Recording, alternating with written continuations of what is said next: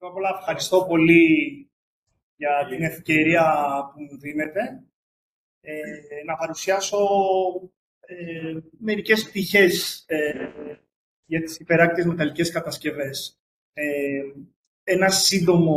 Μια σύντομη παρουσίαση. Εντάξει, είπε και αρκετά και ο κύριος Βαμβάτσικος. Ονομάζομαι Μίχα Οικονόμου, είμαι πολιτικός μηχανικός, τελείωσα εδώ πέρα και παρουσίασα την διπλωματική μου με τον κύριο Θανόπουλο.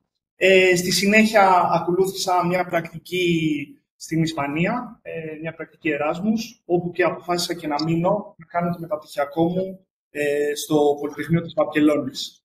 Μέσα από εκεί έκανα μια δεύτερη πρακτική στην Technip, στο Παρίσι, όπου και μετά έμεινα ως structural engineer για περίπου 5 χρόνια. Στη συνέχεια μεταπήδησα στην Ολλανδία και πιο συγκεκριμένα σε μια εταιρεία που ασχολείται με transport and installation αιωλικών πάρκων, που λέγεται Boskalis. Και τώρα βρίσκομαι στην Έλια, στις Βρυξέλλες, για το πρώτο ενεργειακό τεχνητό νησί που θα κατασκευαστεί 45 χιλιόμετρα από τις ακτές του Βελγίου. Πρώτα, μερικά disclaimers. Θα ξεκινήσω από τη γλώσσα. Θα γίνει ένα μίξ αγγλικών και ελληνικών, δεδομένου και της ορολογίας και των πολλών χρόνων που βρίσκομαι στο εξωτερικό. Νόμιζα ότι θα τα κατάφερνα εύκολα στα ελληνικά, αλλά δεν είναι αρκετά δύσκολο. Κατά δεύτερον, είμαστε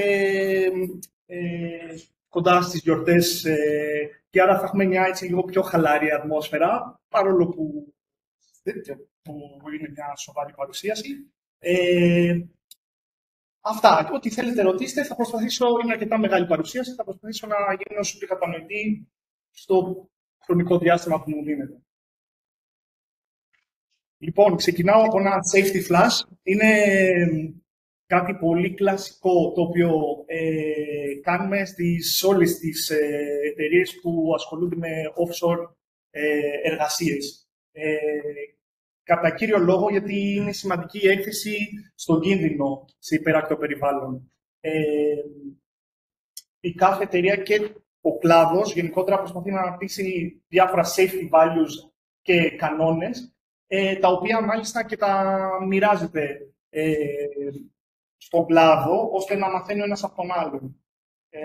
Γίνονται lesson learned κλπ.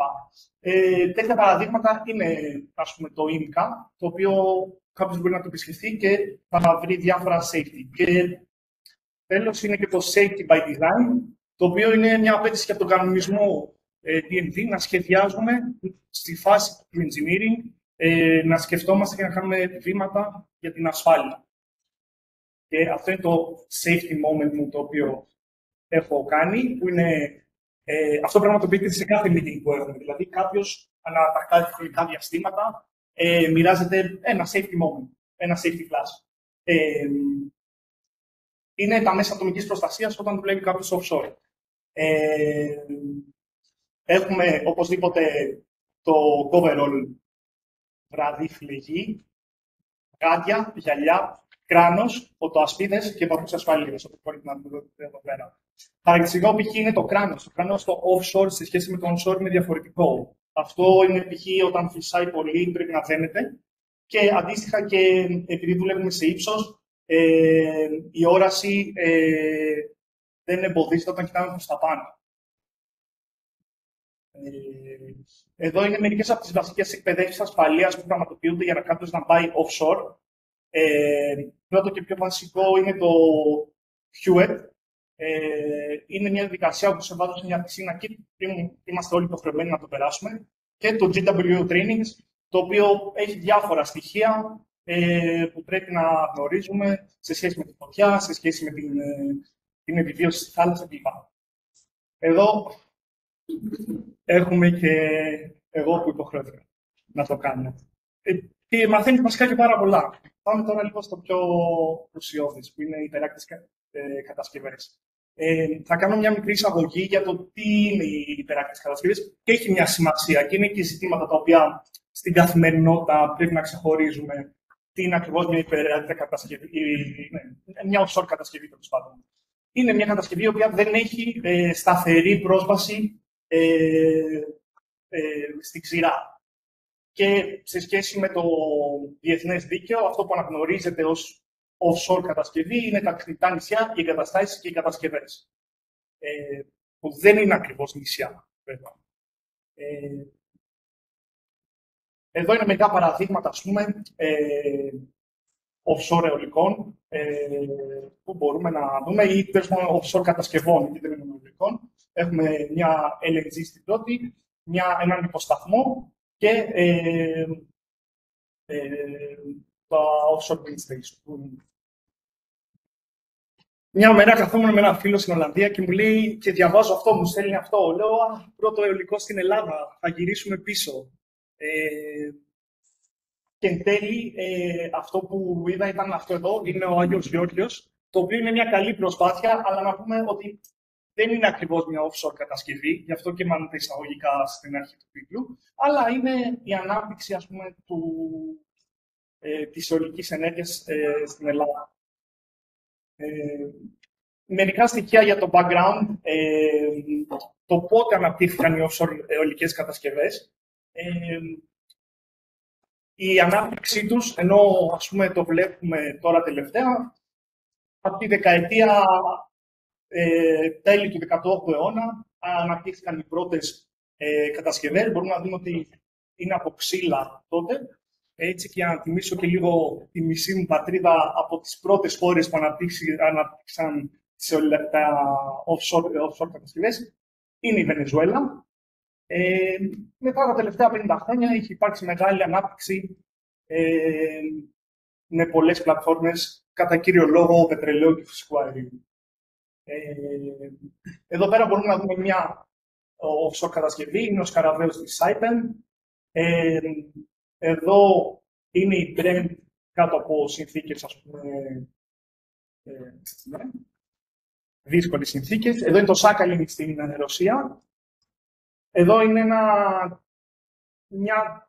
ένα TLP, ένα σπάρτινο που έχει μια κυκλική βάση, που είναι floating, δηλαδή πλωτό. Εδώ έχουμε το Prelude, το μεγαλύτερο FPSO στον κόσμο.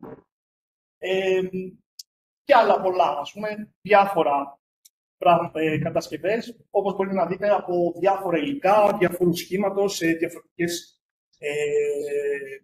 συνθήκες, αλλά όλες πολύ σκληρές συνθήκες. Δηλαδή, μιλάμε τώρα στη θάλασσα. 1991, το πρώτο αιωλικό πάρκο. Και στη συνέχεια είναι και, ας πούμε, η αρχή της ανάπτυξης της αιωλικής ενέργειας υπεράκτια. Το πρώτο το offshore farm έγινε στη Νορβηγία, στη Σουηδία, και συνεχίστηκε με διάφορη ανάπτυξη και στη Δανία.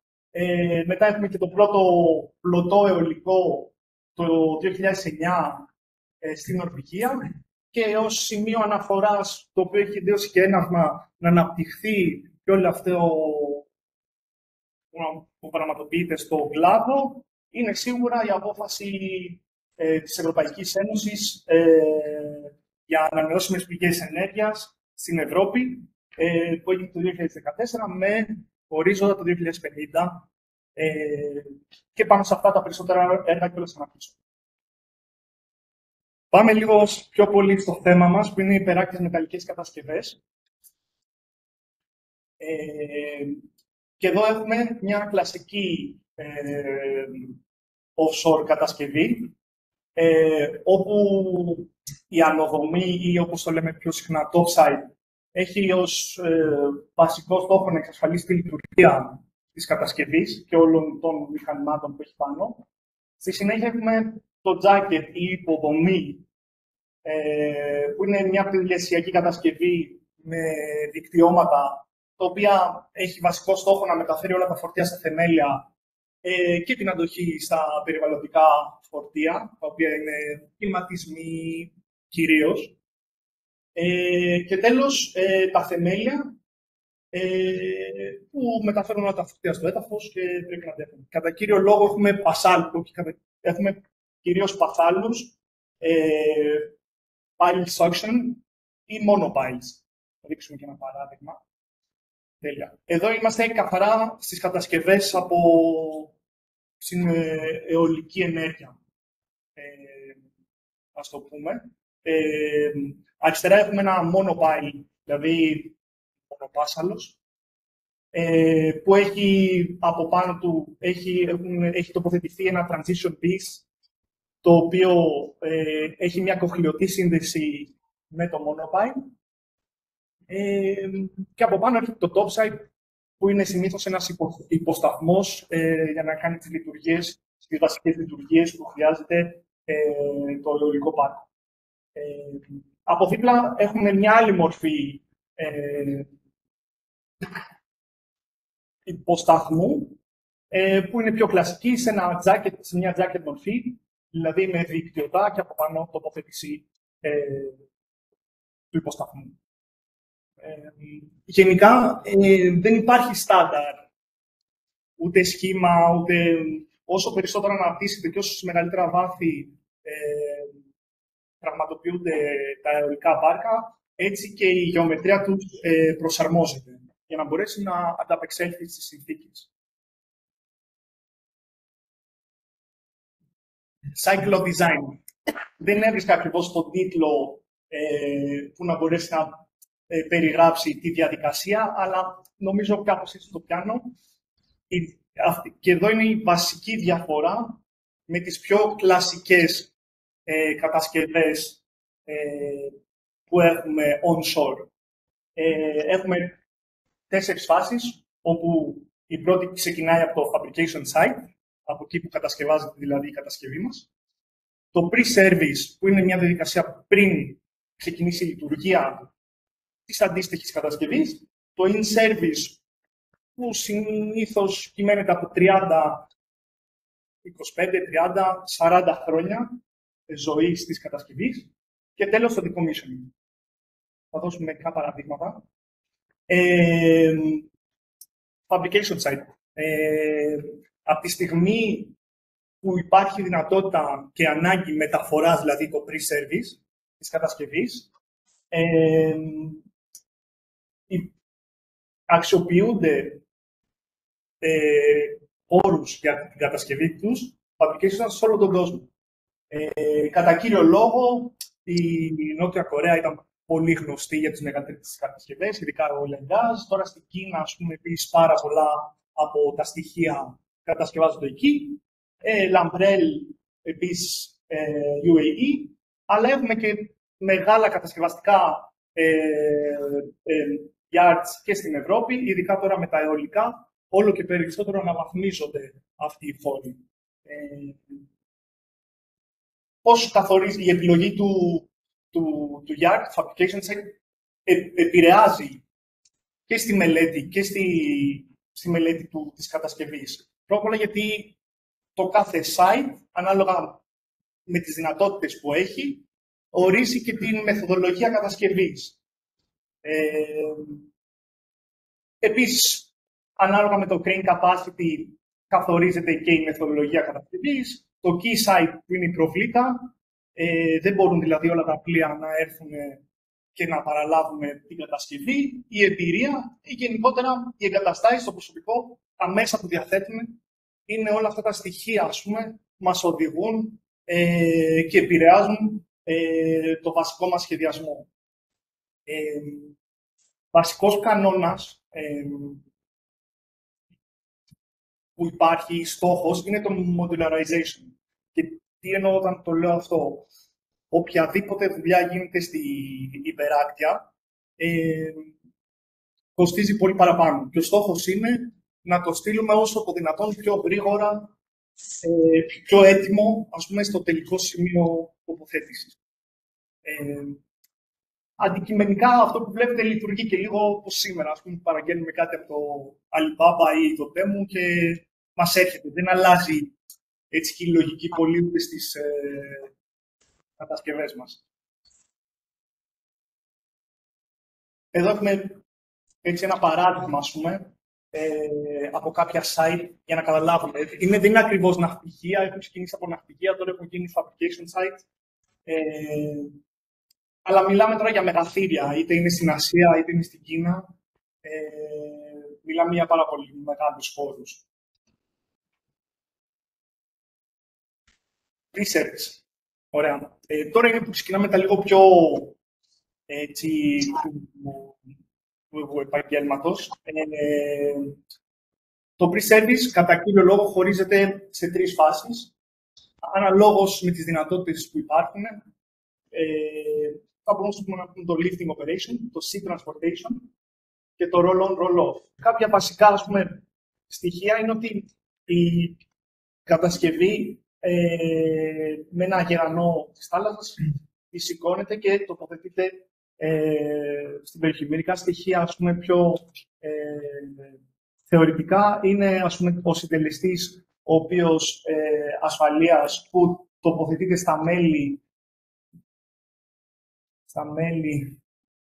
τα οποία τα πιο κρίσιμα μέλη. Στη συνέχεια έχουμε η μετατόπιση του κέντρου βάρους ή το COG shift, το οποίο είναι κάτι που και οι κανονισμοί μας υποχρεώνουν να επιβάλλουμε στην κατασκευή μας. Δηλαδή, όσο γέρνει, ας πούμε, και ο γερανός και με τις κινήσεις του γερανού μετατοπίζεται και το κέντρο βάρους του. Και ένα άλλο στοιχείο είναι το lift point, δηλαδή το πιο κρίσιμο σημείο κατά τη διάρκεια του operation, δηλαδή το pad eye στην προκειμένη περίπτωση, που χρησιμοποιείται για την ανύψωση. Είναι το πιο κρίσιμο μέλος και της κατασκευής, γι' αυτό είναι και σε κόκκινο και σχεδιάζεται με υψηλούς συντελεστές ασφαλείας.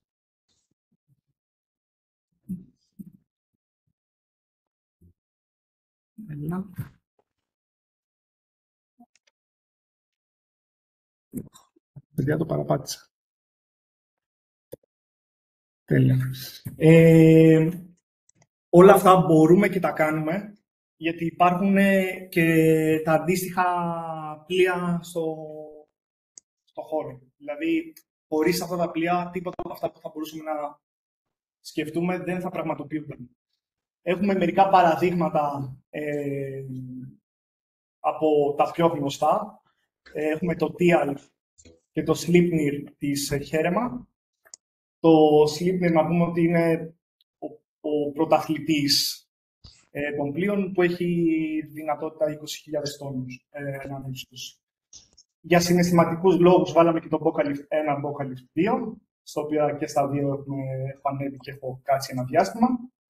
Και το Orion της DEME, που τα τελευταία 3 πλοία, πιο πολύ το τελευταίο διάστημα είναι στα αιωλικά, στα offshore αιωλικά. Sea transportation.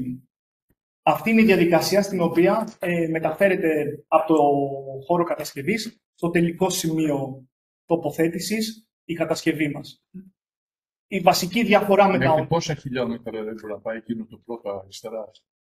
Το συγκεκριμένο, επειδή είναι το έργο αυτό, είναι από την Κίνα στην Αρκτική. Και έχει τόσο καλό αυτό με τόσο ύψος, ας πούμε. Αυτό είναι ύψος το... αυτό. Βασικό είναι, ας πούμε, η διαφορά με τα onshore είναι ότι εδώ έχουμε επιταχύνσεις σε 3 διευθύνσεις και rotational acceleration. Όσο πιο ψηλό το κέντρο βάρους, τόσο μεγαλύτερο και οι επιταχύνσεις.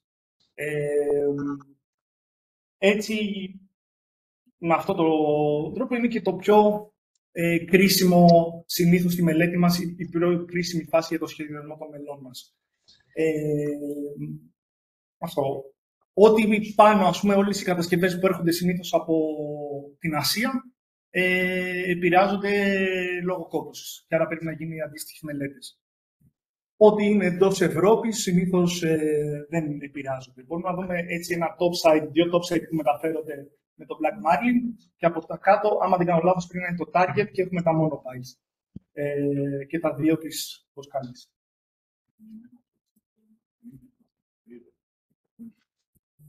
Τέλεια. Άρα είδαμε τις δράσεις που γίνονται πάνω στην κατασκευή μας. Τώρα πάμε να δούμε τα σημεία έδρασης πάνω στο πλοίο. Έχουμε μια ιδιαίτερη κρίσιμη και πάλι σημείο της μελέτης μας, που είναι τι είδος συνθήκες έδρασης έχει η κατασκευή μας και τι impact έχουν. Εδώ είναι γνωστά τα sea fastening and grillage. Και ο στόχος είναι πρώτον να κρατήσει την κατασκευή στη θέση της και κατά δεύτερον την εξάπλωση των φορτίων πάνω στο πλοίο, στο deck του πλοίου. Εδώ πέρα μπορούμε να δούμε μια μελέτη sea fastening and grillage. Το πρώτο κομμάτι είναι αυτό που σταθεροποιεί το πόδι του topside. Το δεύτερο κομμάτι είναι αυτό που κάνει spread τα loads, τα φορτία πάνω στο deck. Από εκεί και πέρα δεν υπάρχουν ούτε όρια αργή στη γεωμετρία. Έχω δει sea fastening και grillages όλων των ειδών. Απλά αυτά είναι ίσως τα πιο χαρακτηριστικά. Το οποίο βέβαια και το grillage θέλει και μια προσοχή να μην είναι πολύ ψηλό, γιατί μετά μετατοπίζεται το κέντρο βάρους της κατασκευής. Και είναι πιο ψηλό, άρα περισσότερες acceleration και άρα πιο κρίσιμο. Στο ίδιο concept τώρα βλέπουμε το structural integrity της κατασκευής. Δηλαδή πώς η ίδια η κατασκευή συμπεριφέρεται όταν είναι πάνω στο πλοίο κατά τη διάρκεια του sea transportation. Και εδώ είναι η μοντελοποίηση, ας πούμε, του support. Τέλος, και τρίτο και τελευταίο, είναι το πώς συμπεριφέρεται το πλοίο. Δηλαδή και αυτό είναι ένα κομμάτι το οποίο πρέπει να δούμε. Πώς επηρεάζεται το γεγονός ότι έχουμε βάλει ολόκληρη κατασκευή 20.000 τόνων πάνω στο πλοίο και πώς στατικά, εάν μπορεί τα ίδια τα φορτία, να τα δείξει. Και εδώ είναι μια κλασική τομή του πλοίου. Συνήθως το πλοίο χωρίζεται σε διάφορα ανάλογα στις συνθήκες που έχει, το πόσο stiff είναι τα stiffness ανάμεσά τους. Επίσης, το πού τοποθετείται και η κατασκευή μας επηρεάζει, συνήθως πάντοτε στον άξονα, ώστε να μειώνεται το ρόλ του πλοίου. Και όσο πιο κοντά στο σημείο στροφής του πλοίου, το οποίο μας βοηθάει και η ναυπηγή για να το βρίσκουμε. Κάποια άλλα παραδείγματα, έτσι πολύ συνηθισμένα από τον κλάδο των αιωλικών, offshore αιωλικών. Έχουμε μεταφορά monopiles και το αντίστοιχο grillage με αυτή τη μορφή. Και τα transition piece, τα οποία μπαίνουν ακριβώς πάνω από τα monopiles και από πάνω μπαίνει η τουρμπίνα. Πάλι εδώ, το ξαναλέω, μπορούμε και σκεφτόμαστε ότι μπορούμε να μεταφέρουμε μια κατασκευή από την Κίνα μέχρι την Ευρώπη, γιατί υπάρχουν και τα αντίστοιχα πλοία για να το καταφέρουν αυτό. Εδώ έχουμε πάλι έναν πρωταθλητή, ο οποίος είναι το Boca Vanguard, πλοίο της Μποσκάλης, το οποίο είναι ένα πλοίο που μεταφέρει ένα άλλο πλοίο, για να καταλάβουμε λίγο τα μεγέθη.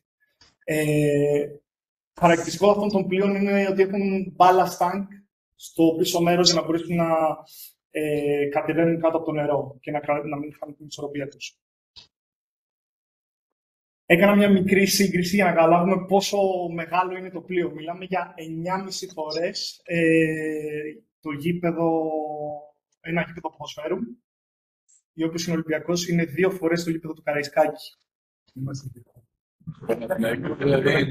Επειδή είναι μικρό, γι' αυτό. Δηλαδή, μιλάμε για πλοία τα οποία είναι πολύ μεγάλα.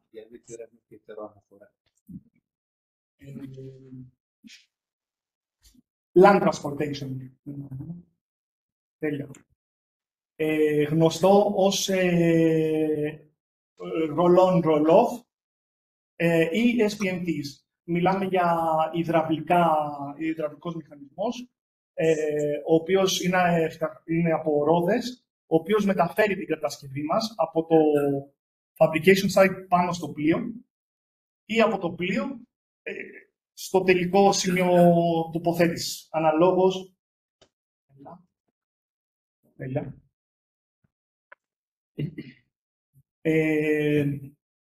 Νομίζω τα βίντεο μιλάνε λίγο από μόνα τους. Καταφέρνουν δηλαδή να μεταφέρουν πάρα πολύ βαριές κατασκευές από διάφορα σημεία και οριακά το παρκάρουν με μια άνεση, θα μπορούσα να το πω. Συνήθως η μελέτη τους γίνεται με group πιέσεων. Συνήθως επιλέγεται, υπάρχει και 4, αλλά το 3, δηλαδή 3 ομάδες ίδιων πιέσεων να ανυψώνουν την κατασκευή. Έχουν τη δυνατότητα να ανυψώσουν την κατασκευή με υδραυλικά μέσα μέχρι μισό μέτρο, ώστε να το ανυψώνουν πάνω από τα γκρίλατζες, να μπορέσουν να βγαίνουν και να πηγαίνουν στο τελικό σημείο τοποθέτηση. In-service. In-service είναι το βασικό στάδιο της κατασκευής μας, όπου πια έχει τοποθετηθεί στο σημείο και πρέπει να αντέξει, withstand, περίπου τα 40 χρόνια, τα 25 μέχρι 40 χρόνια ανάλογα στις κατασκευές και το είδος των κατασκευών και να λειτουργεί κανονικά κάτω από οποιασδήποτε συνθήκες. Κατά κύριο λόγο, το design που γίνεται είναι ULS, SLS και ALS, δηλαδή accidental loads, service loads και ultimate limit. Accidental load έχει ένα ενδιαφέρον, γιατί πια δεν έχουμε να κάνουμε με ίσως τις κλασικές δράσεις που μπορούμε να δούμε onshore, αλλά έχουμε περιπτώσεις όπου, για παράδειγμα, μπορεί να πέσει ένα πλοίο πάνω στην κατασκευή μας και παρόλα αυτά δεν μπορεί να έχει collapse. Συγκεκριμένα το πλοίο, εάν πέσει, δεν μπορεί να έχει ούτε progressive collapse. Δηλαδή, πρέπει να αντέξει τουλάχιστον κάποια μέλη. Πιο, ας πούμε, ιδιαιτερότητες όταν μια κατασκευή είναι πάρα πολύ καιρό εκτεθειμένη σε aggressive environment, είναι, ας πούμε, η διάβρωση, πολύ σημαντική, και γι' αυτό γίνεται account στο design. Ή, ας πούμε, το πιο απλό που είναι το marine growth, το οποίο μέσα σε πολύ λίγο μικρό χρονικό διάστημα επιβαρύνει την κατασκευή μας. Εδώ έχουμε ένα παράδειγμα, ας πούμε, μιας κακοκαιρίας πάνω σε μια κατασκευή. Θα πω κάτι γρήγορα για το SLS. Θέλει μια προσοχή ότι τοποθετούνται και ειδικά στα αερολικά μηχανήματα τα οποία έχουν πάρα πολύ ευαίσθητες ευαισθησίες στα deflections. Και αυτό είναι κάτι που μας δυσκολεύει πάρα πολύ στο design. Θα πω και παρακάτω, μιλάμε για όρια τα οποία είναι σχεδόν αδύνατα να επιτευχθούν, αυτά που μας επιβάλλει ο κατασκευαστής του μηχανήματος. Απλά το λέω για να το έχουμε υπόψη μας. Τέλος, το decommissioning, που είναι πια η απομάκρυνση της κατασκευής μετά από χι χρόνια που έχει κατασκευαστεί, η αφαίρεση του παλιού εξοπλισμού και ό,τι μπορεί ανακυκλώνεται και ό,τι δεν μπορεί είναι απόρριψη διαφόρων εξαρτημάτων πια όταν έχει πάει στη ξηρά. Βασικό επίσης πλοίο μπορεί και γίνεται άλλος ένας champion του κλάδου, είναι το Pioneering Spirit, το οποίο κατά κύριο λόγο αυτή την δουλειά κάνει, δηλαδή βγάζει τα παλιές πλατφόρμες πετρελαίου από τη θάλασσα. Τελευταία, πριν 2 εβδομάδες, έβγαλε το τελευταίο κομμάτι της πλατφόρμας του Brent, που ήταν από το μεγαλύτερο κύκλο ομάδες πλατφόρμες πετρελαίου στη Βόρεια Θάλασσα.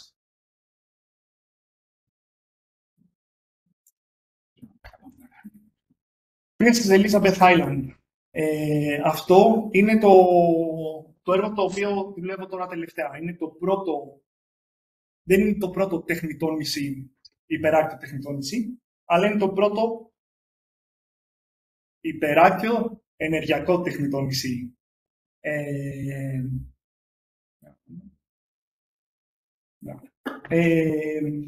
Το Princess Elizabeth Island είναι συνέχεια του πρώτου MOG1, το οποίο θα το δείξουμε, και έχει στόχο την ανάπτυξη 3,5 GW ενέργειας για το Βέλγιο. Είναι στο πλαίσιο αυτό που λέγαμε και νωρίτερα, με ορίζοντα το 2050 να αναπτυχθούν 450 GW στην Ευρώπη.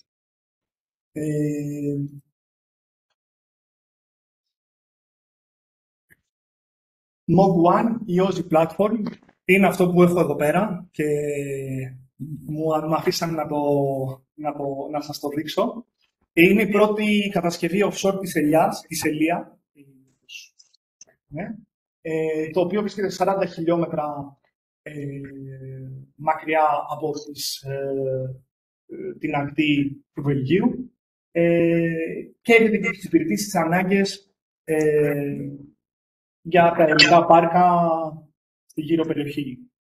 Με βάση αυτό αναπτύχθηκε και 45 χιλιόμετρα από την ακτή του Βελγίου. Το Princess Elizabeth Island για το Princess Elizabeth Zone, που είναι η ανάπτυξη στον χώρο που θα αναπτυχθούν νέα αιωλικά πάρκα.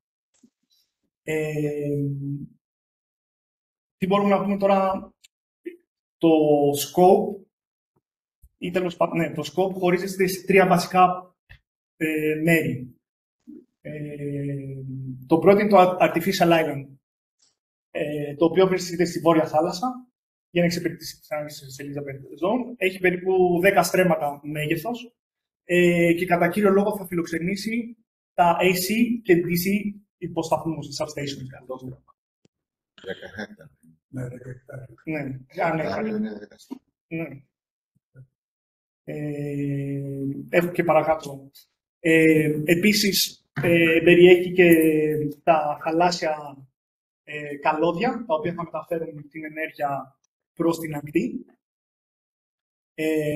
Είναι τα AC και τα DC cables, τα οποία μάλιστα και στα AC συμμετέχει και μια ελληνική εταιρεία. Μία είναι. Και το HVDC converter, το οποίο θα είναι onshore. Κατά κύριο λόγο, εμείς ασχοληθούμε με αυτό που ασχολούμαι, τέλος πάντων, εγώ συγκεκριμένα, είναι με το Artificial Island. Με τα υπόλοιπα πακέτα δεν έχω σχέση. Άμεση τουλάχιστον. Όπως μπορείτε να δείτε, είναι λίγο πολύ αυτό που σας περιέγραψα, δηλαδή το Princess Elizabeth Island και 45 χιλιόμετρα από την ακτή του Βελγίου. Επίσης, θα λειτουργήσει και ως interconnector. Τι σημαίνει αυτό? Ότι η παραγόμενη ενέργεια θα μπορούσε να μεταφέρεται και στις υπόλοιπες χώρες που είναι κοντά. Προς το παρόν είναι η Αγγλία και η Δανία, με ορίζοντα μπορεί και η Ολλανδία, για να μπορέσει να διασυνδέσει και να μοιράζει την ενέργεια. Η ενέργεια από τι πράγματι? Από τα αιωλικά. Όλα τα αιωλικά, δηλαδή αυτά του σχήματος, τα καταλήγουν εκεί. Όχι, είναι αυτά που το Princess Elizabeth Zone, δηλαδή έχουν δώσει ένα permit για τις γύρω περιοχές για να αναπτύξουν περίπου 3,5 GW ενέργειας, τα οποία θα μοιράζονται σε διάφορες χώρες. Αυτός είναι ο στόχος. Τώρα, μπορεί στη συνέχεια προφανώς να αναπτυχθεί, αλλά προς το παρόν γίνει η δυνατότητα. Γι' αυτό και η ανάπτυξη και τεχνικού νησιού, δηλαδή ώστε υπάρχει και δυνατότητα να αναπτύξει και άλλες υποδομές. Ενώ σε περίπτωση τζάκι αυτό, ας πούμε, που έχουμε εδώ μπροστά, είμαστε περιορισμένοι σε αυτό το χώρο. Δηλαδή χρειάζεται περισσότερο χώρο για να βάλει τους υποσταθμούς. Ναι, τους υποσταθμούς, ναι. Βέβαια είναι αρκετά πλήρης και ο χώρος του νησιού, για να το πω στην αλήθεια. Μερικά, έτσι για το τι γίνεται στο νησί και πώς διαμορφώνεται το νησί.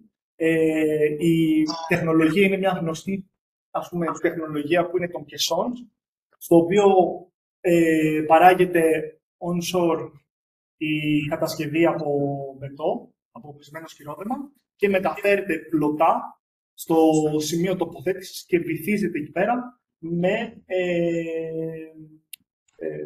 βάζοντας άμμο. Συνδέονται σαν puzzle το ένα με το άλλο και διαμορφώνουν την περίμετρο του νησιού. Στη συνέχεια έρχονται τα dredging πλοία, τα οποία τοποθετούν άμμο μέσα. Και το γεμίζουν τσουκουτσούκου και δημιουργούν το τεχνητό νησί. Σε τι βάθος είναι το νησί? Το ύψος είναι 22 μέτρα το κεστόν. Είναι 18, η στάθμη της θάλασσας είναι 18 μέτρα. Εδώ, ας πούμε, έχουμε λίγο έτσι μια εικόνα για το πώς έρχεται γύρω-γύρω και τοποθετείται. Και γιατί πρέπει να γίνει μέσα στη θάλασσα αυτό και το κάνουμε στη στεριά? Καλή ερώτηση. Έχει σχέση με, παρόλο που δεν είναι το δικό μας το ας πούμε, engineering, έχει σχέση με τους ηλεκτρολόγους, με το γεγονός ότι είναι καλύτερα να μεταφέρεται η ενέργεια από το υλικό πάρκο στο πιο κοντινό υποσταθμό. Εκεί είναι ο υποσταθμός ο οποίος αλλάζει την τάση, μην με ρωτήσετε πώς, και την ανεβάζει και τη μεταφέρει μετά στην ακτή, ώστε να έχει λιγότερες απώλειες. Εκεί πέρα έρχεται ο onshore υποσταθμός, ο οποίος τον ρυθμίζει πάλι και το πετάει στο δίκτυο. Με την ενέργεια χρήσης, με την τάση που χρησιμοποιείται στα σπίτια. Αυτό ο κ. Καραμάνος, αυτή η διασπορά των είναι τυχαία έτσι. Γιατί άλλοι είναι σπιώτη μάνα, ήταν από τη μεριά κάτω από την Ιρλανδία. Νομίζω αυτό ήταν. Ό,τι γίνεται από εκεί μεταφορά. Δεν μιλάει για αυτές. Λέει ότι γύρω από εκεί θα γίνει κάποιο Άλλο αυτό το ίσως για να συνέχει το. Είναι ένα προηγούμενο διαφάνεια. Το γραμματεριασμένο είναι το νησί ή ζώνη μετεωρολογικό, γιατί είναι μεγάλο για το νησί. Όχι, αυτό είναι το. Εδώ είμαστε. Δεν νομίζω ότι Πάμε. Πιο πίσω. Εδώ, πιο πίσω. Πιο πίσω. Εκεί που είχε μια διαφορά. Από τη μεριά τη θάλασσα. Πάντως, εδώ μπορώ να το εξηγήσω καλύτερα για να το καταλάβω. Την απόσταση. δεν είναι αυτές με αυτό. Εδώ δεν είναι το νησί. Το νησί είναι συγκεκριμένα στην τελίτσα την κόκκινη. Γύρω-γύρω είναι το αιωλικό πάρκο. Είναι τουλάχιστον εκεί που έχουν δοθεί άδειες για να χτιστεί το αιωλικό πάρκο. Κατά κύριο λόγο, η ενέργεια που θα συσσωρεύεται από τα αιωλικά πάρκα γύρω από το νησί, της περιοχής, ας πούμε. Έχει δυνατότητα να μεταφέρει. Τώρα, εικονικά, αν μιλάτε για το βιντεάκι.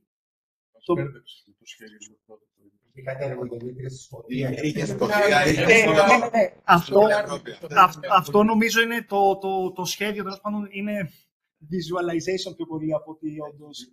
Νομίζω στο τέλος αυτού είναι κάπου.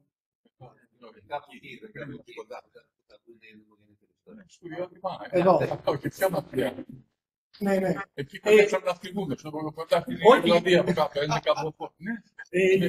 Όχι. Εγώ πήγα στη Σκωτία και ήμουνα πριν από ένα χρόνο, 1,5 χρόνο ήμουνα στη Σκωτία και βάζα αιωλικά. Ναι, αλλά δεν θα συνδεθούν. Δεν θα συνδεθούν, όχι. Ο στόχος δεν είναι αυτός. Μας πέρδεψες. Αμήλικα. Πάντως να πούμε και κάτι που εδώ και ότι η γη στο Βέλγιο είναι πανάκριβη. Δηλαδή να κάνει κάποια τέτοια επένδυση στο Βέλγιο είναι πανάκριβο σε σχέση και με την Ελλάδα. Σπύρο, έχουν κλείσει τη μάχη. Αν μπεις μέσα και δεις τι κυκλοφορία έχει, είναι γεμάτη πλοία. Θα γίνει ο κακός καμπός. Στην Βόρεια Θάλασσα είναι λίγο παραπάνω. Πάντως να πούμε ότι είμαστε. Αυτό είναι. Απέναντι από τον Μπρίζ. Ναι, είναι απέναντι από τον Μπρίζ. Κοντά, ναι. Το βασικό είναι αυτό που λέτε, η κυκλοφορία. Είναι πολύ σημαντικό. Είναι επίσης πολύ σημαντικό ότι υπάρχουν και οικολογικές ζώνες προστασίας. Είναι μια κατασκευή που γίνεται σε περιοχή Natura 2000 επίσης, ή πολύ κοντά. Άρα ναι, η γεωγραφική τοποθέτηση της κατασκευής είναι όντως πολύ κρίσιμη. Αλλά να σας πω την αλήθεια, το βασικό πρόβλημα είναι και ένα άλλο ας πούμε, σημαντικό, είναι και τα UXO, τα unexploded, δηλαδή τα βόμβες που έχουν μείνει από το Δεύτερο Παγκόσμιο Πόλεμο, οι οποίες δεν έχουν εκραγεί. Είναι βασικό ζήτημα το οποίο μπορεί όχι τόσο σε αυτή την περιοχή, αλλά στη Βαλτική έχουμε πιο σημαντικό θέμα. Ωραία, να πούμε τότε λίγο για τις κατασκευές μας. έχουμε συγκεκριμένα στο έργο συνολικά ως, ας πούμε, το structural κομμάτι, αυτή είναι η διάταξη, το layout του νησιού. Δεν περισσεύει πάρα πολλούς χώρους, γιατί πλέον άλλα ποιος ξέρει στο μέλλον τι μπορεί να γίνει. Έχουμε 11 κατασκευές. Είναι τα AC module και τα DC modules. Έχουμε ένα facility module που είναι για επίσκεψη, για να δουλεύει κάποιος ή για κάποιες εργασίες που μπορούν να γίνονται. Το garage module για όλα τα equipment συντήρηση.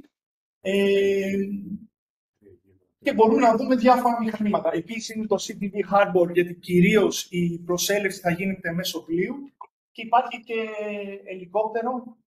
ελικοδρόμιο για τα μεγαλύτερα ελικόπτερα, το μεγαλύτερο ελικόπτερο που διαθέτει ο Βέλγικος στρατός.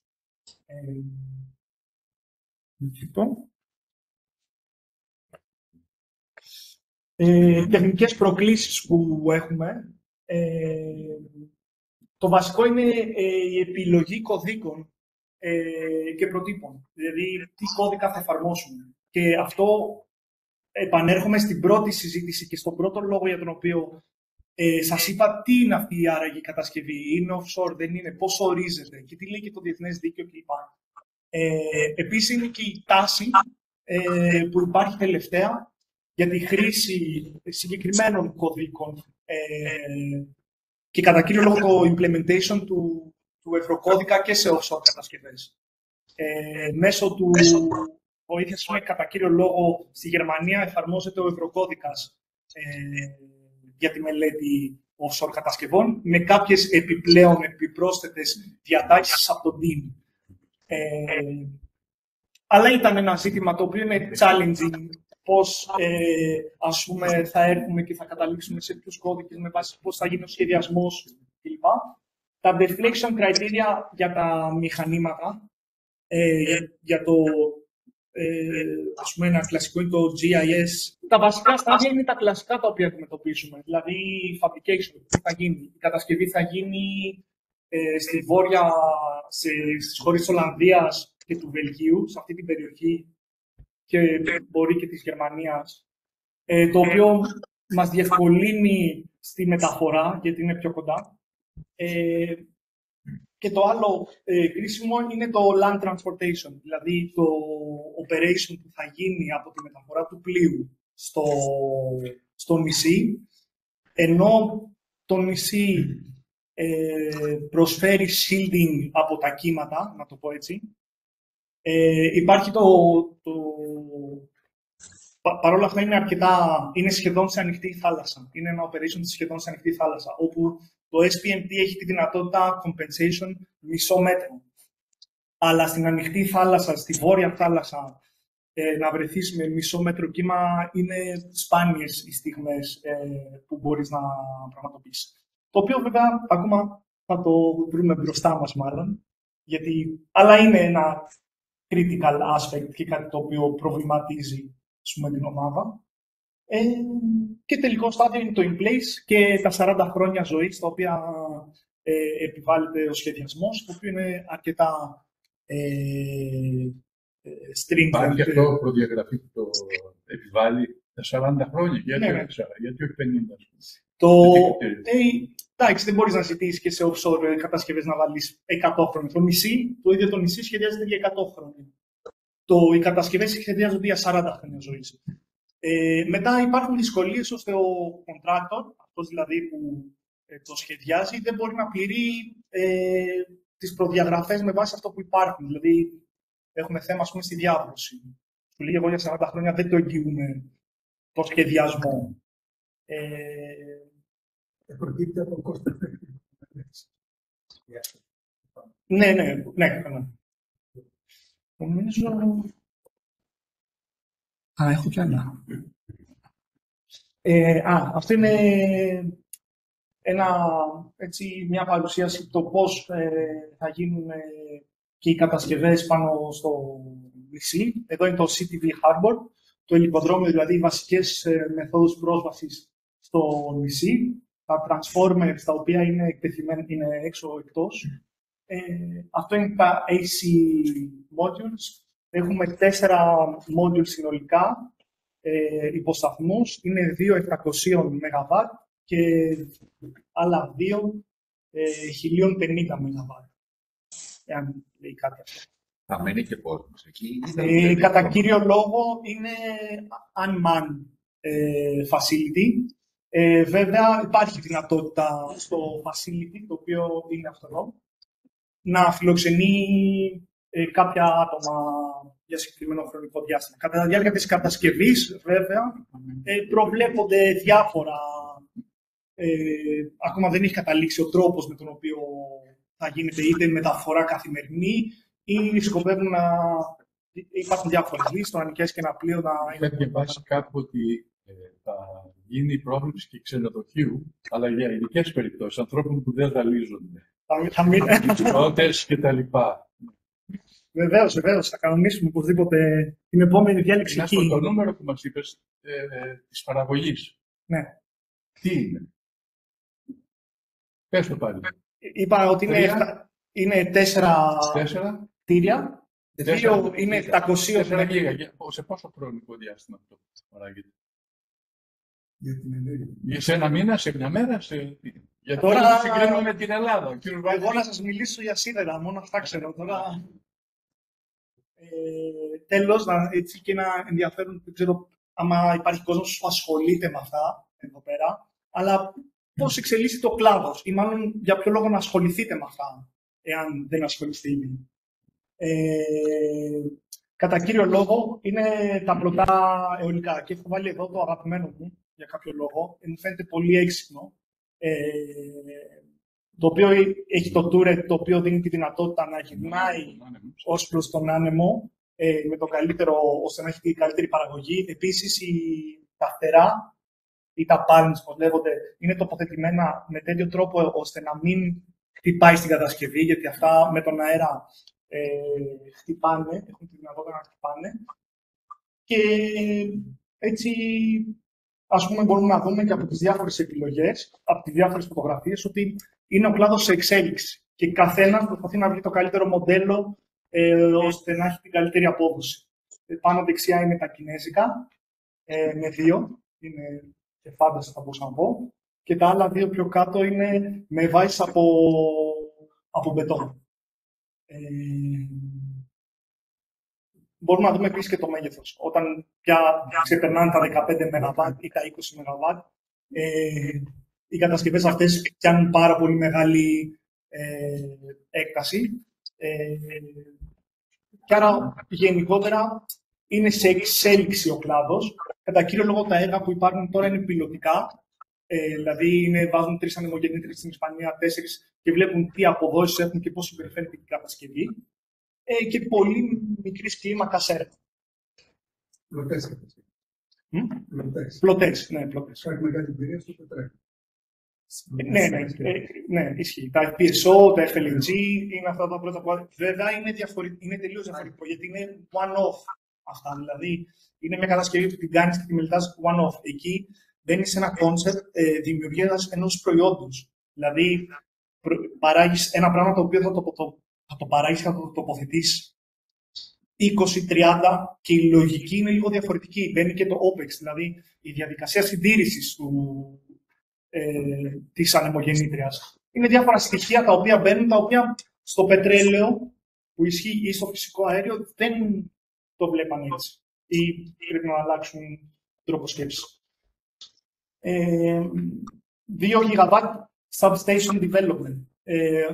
Οι μεγάλες εταιρείες τώρα προσπαθούν να κάνουν ένα συγκεκριμένο σχεδιασμό υποσταθμό, ο οποίος είναι πολύ μεγαλύτερος από ό,τι βλέπουμε. Είναι σχεδόν στην ίδια παραγωγικότητα του νοσιού. Μέσα είναι και η Hitachi, η οποία είναι διάφορες εταιρείες που αναπτύσσουν αυτό. Αρκετά εφάνταστη επίσης λύση είναι το Subsea Substation, το οποίο είναι στο βυθμένα της θάλασσας, αντί να είναι από έξω από τη θάλασσα. Αναπτύσσεται από τους Νορβηγούς, οι οποίοι έχουν αρκετά γνώση στην υποθαλάσσια subsea engineering. Και τέλος το υδρογόνο, το οποίο είναι για πιο πολύ storage της ενέργειας και το οποίο αναπτύσσεται, νομίζω είναι ακόμα σε αρκετά αρχικά στάδια.